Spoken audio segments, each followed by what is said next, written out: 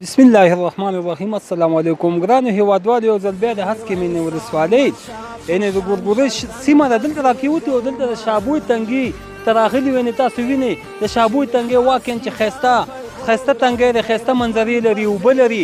یعنې دلته مخکې چې تاسو کوم وینئ د تنګي کې دننه لږ مخکې تقریبا نیم کیلومتر دلته مخکې د زیرشاه د وخت یو بند د اوبو یعنې بجلي ډیم دپاره منظور شوی و. خو بدبختي دغه لویه بدبختي وه چې امنیت نه او جنګونو د هغې د وجې تر اوسه پاتې دی. او دغه پاس چې تاسو وینئ دا یعنې پاس کومه پوسته چې کومه ده اروم بابا پوسته ده، دغه پوسته او دا د بل دغه کنډو چې تاسو وینئ دا یعنې دې سره دا د هسکې مینې ولسوالي اخري حدود دی اپل او د پچیر ولسوالي یعنې د هغې حدود دی اپل او پچیر ولسوالي ده او دا پاس هارون بابا پوسته ده. اوس فعلا موږ چې دلته راغلو د هسکې مینې ولسوالۍ یعنې شابوی تنګي ته واقعا دلته ډېر خلک راځي چې چکر و میلو دپاره بنډارونو لپاره. خو اوس مازدیګر دی یعنې جمعې ورځ ده، زیات خلک بېرته پښتانه لاړو کورونو په طرف باندې.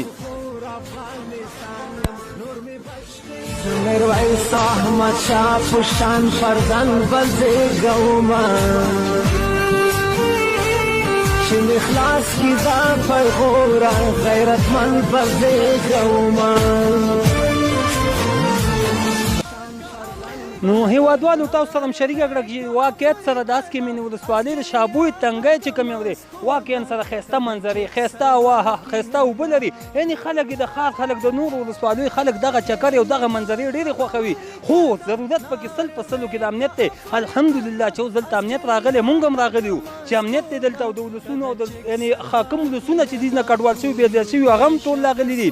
او مونږ سره ډاکټر محب الله شینواری یو ځوان ډاکټر یعنې نور معلومات د ډاکټر د خدای مننه. واقعا نن موږ د هسکې مینې ولسوالۍ د ګورګورې او شابوی نه تقریبا پورته د هارون بابا سیمې ته راغلي وو. دا هغه سیمه ده چې زموږ د ولسوالۍ اخري حدود دي او دغه پورته چې تاسو ته په ښیښه ښکاري دا د شابوی تنګی دی چې واقعا ډېرې ښکلې منظره لري، طبیعي سیمه ده او ښایسته اوبه دي.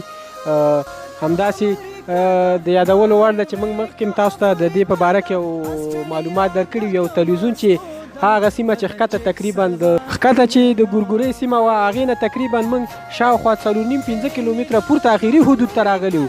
دا د دې په خاطر چې موږ تاسو ته دا د هسکې مینې ولسوالۍ دغه اخري حدود او سیمه تاسو ته وښیو. واقعا دغه یو ښکلی ځای دی. دا اوس هم تاسو ګورئ ځوانان چکر ته راغلي دي، موږ هم راغلي وو او موږ او ټول د دوی نه خوندور چکر دی او هغه ته ملګرو همدارنګه تاسو ته چې موږ مخکې یادونه وکړه په راپور کې او خپلو خبرو کې دغه پاس د هارون بابا کنډو په نوم یادېږي او چې دلته د افغان سرتیرو پوسته پرته ده. همدارنګه دغه پورته حدود چې دي دا د پچیراګام ولسوالۍ د هسکې مینې ګاونډي ولسوالۍ ده چې واقعا چې خلک یې ډېر مېلمه دوست او غیرتي خلک دي. او همدارنګه پورته ښکته چې دی دا زموږ د هسکې مینې ولسوالي ده. پورته تاسو دا د شابوی تنګی ګورئ چې ښکلې طبیعي منظره لري. دلته هره ورځ خلک چکر ته راځي، میلو ته راځي. همدارنګه تاسو چې اوس هم ګورئ موږ سره ډېر دوستان او یاران او میلمانه راغلي دي. دلته څه دوستان ولاړ دي، موږ خبرې وکړې. زموږ د ننګرهار د افغانستان د ټولو خلکو هیوادوال کولی شي چې دغه سیمو ته راشي او دا د میلو دپاره د چکر دپاره د سیلانیانو لپاره یو مناسب ځای دی. د امن له نظر هم څه مشکل پکې نشته دی.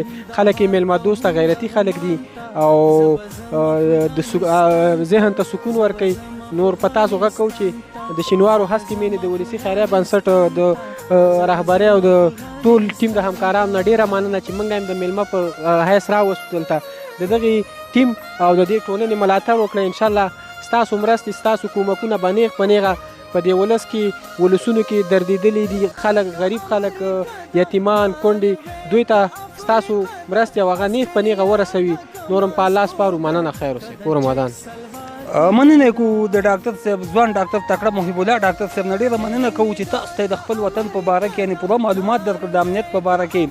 هیوادوالو غواړئ چې زموږ د پیج د لارې او یا د یوټیوب چینل د لارې ښایسته د خپل هیواد ښایسته انځورونه، ښایسته یعنې ښکلاګانې ووینئ. زموږ پیج در سره لایک، زموږ د یوټیوب د چینل در سره سبسکرایب کړئ. هر چېرته چې وایي ښه د ودانو سئ په لوی الله مو سپارم.